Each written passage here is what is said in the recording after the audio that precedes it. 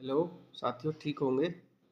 और चलिए, आज मैं आपका साथी हृदय कुमार सैनी आज आपको कक्षा 4 की संस्कृत आकलन प्रश्न 3 जो है उसको पढ़ाएंगे। उसका देख लेते हैं। वैसे तो ये पिछले पाठों का ही होता है कि हमने क्या सीखा, उसी के आधार पर प्रश्न होते हैं, उसी का अभ्यास है। आकलन मतलब जानकारी कि हमने क्या क्या सीखा।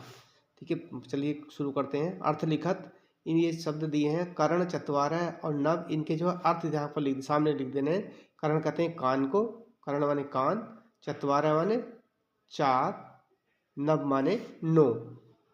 फिर लिखा है प्रश्न नंबर 2 में पंच अंगानाम संस्कृत नामानि लिखत, 5 अंगों के नाम संस्कृत में लिखिए। देखिए, शरीर के अंगों का पाठ आया था, उसमें 5 अंग कौन से लिख दें, उसमें तो अंग ज़्यादा दिखाए गए हैं। देखिए अंग जैसे हस्त माने हाथ होता है, पादम माने पैर होता है, ठीक है, पाद है, स्कंद है, मुखम, नयनम, ललाटम, उदरम, तो आदि यहाँ बहुत सारे नाम आपने सीखे हैं। उनमें से किन्हीं 5 को लिख देना है। ठीक है। फिर प्रश्न नंबर 3 में है उचित मेलनम कुरुत, उचित ठीक से मिलान करो। ये 3 लिखा है, 7 लिखा है, 9 लिखा, 15 लिखा है, 4 लिखा, 8 लिखा। इसको संस्कृत में क्या कहते हैं इधर लिखा है, उसको मैंने सही क्रम से नहीं लिखा है, तो इसको क्रम से मिलाना है ढूंढ करके। ये 8 लिखा है, 8 को कहते हैं अष्ट। अब यहाँ देखिए क्या 3 है, तो 3 को क्या कहते हैं त्रीणी। ये त्रीणी 3 को कहते हैं, इसको लाइन से ऐसे करके मिला देंगे। फिर 7 है, 7 को कहते हैं सप्त, सबसे ऊपर लिखा है ये सप्त। ठीक है। फिर 9, 9 को कहते हैं नव, तो नव, नव ये लिखा है यहाँ पर, ये नीचे से दूसरा नव। 15 पंचदश, अब पंचदश देख का लिखा, सबसे नीचे लिखा है पंचदश, 10 और 5 15।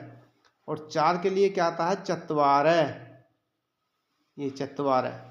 इस तरह से इसको मिलाकर पूरा कर लेंगे। प्रश्न नंबर 4 देखिए, रिक्त स्थानाने उचित पदम लिखत, खाली जगह में सही शब्द को लिखिए। एतत् शरीरम, यह शरीर। अब यहाँ मुखम है तो यहाँ पर एतत् आ जाएगा, एतत् मुखम, क्योंकि हम जानते हैं मैं लिखा है ना, तो यहाँ पर क्या है कि ये नपुंसकलिंग में आता है। एतत् मुखम, नासिका लिखा है, नासिका स्त्रीलिंग में आता है, तो यहाँ लिखेंगे ऐसा, ऐसा नासिका, विसर्ग नहीं लगाने ऐसा के साथ में, ठीक है, ऐसा ही लिखना बस केवल, ऐसा, ऐसा नासिका। ये कर्ण पुल्लिंग में है, तो यहाँ पर लिखेंगे ऐसा है, ऐसा है, विसर्ग भी साथ में आएंगे, ऐसा है कर्ण है। प्रश्न नंबर 5 देखिए, चित्राणी दृष्ट्वा वाक्य निर्माणम कुरुत, चित्रों को देख करके वाक्यों का निर्माण कीजिए। ये बच्चा क्या कर रहा, किताब पढ़ रहा है ना, तो पुस्तकम लिखा है, तो बालकः पुस्तकम पठति, बालकः पुस्तकम पठति। ये लड़की है, ये खेल रही है, क्या है लिखेंगे बालिका, विसर्ग नहीं लगाने हैं, ठीक है।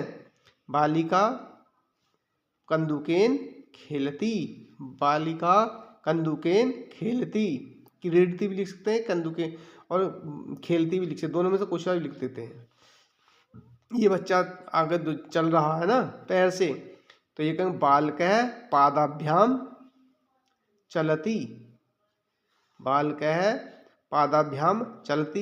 ये चल रहा है, आपका अगर आपको लगता है कि दौड़ रहा है तो यहाँ धावती लिख देंगे, बालकः पादाभ्याम धावती, बालक पैरों से दौड़ता है। और चलती लिखेंगे तो इसका मतलब हो जाएगा बालक पैरों से चलता है। ठीक है, इस तरह से आपका आकलन प्रश्न 3 कंप्लीट हुआ। और इसके आगे ये लिखा है बाल प्रश्न 3। अब बाल प्रश्न में क्या है, ये सांप सीढ़ी का जो लूडो में आप खेलते हैं उसका खेल दिया है, उस खेल के माध्यम से आपको गिनती याद करने का इसका उद्देश्य दिया गया है।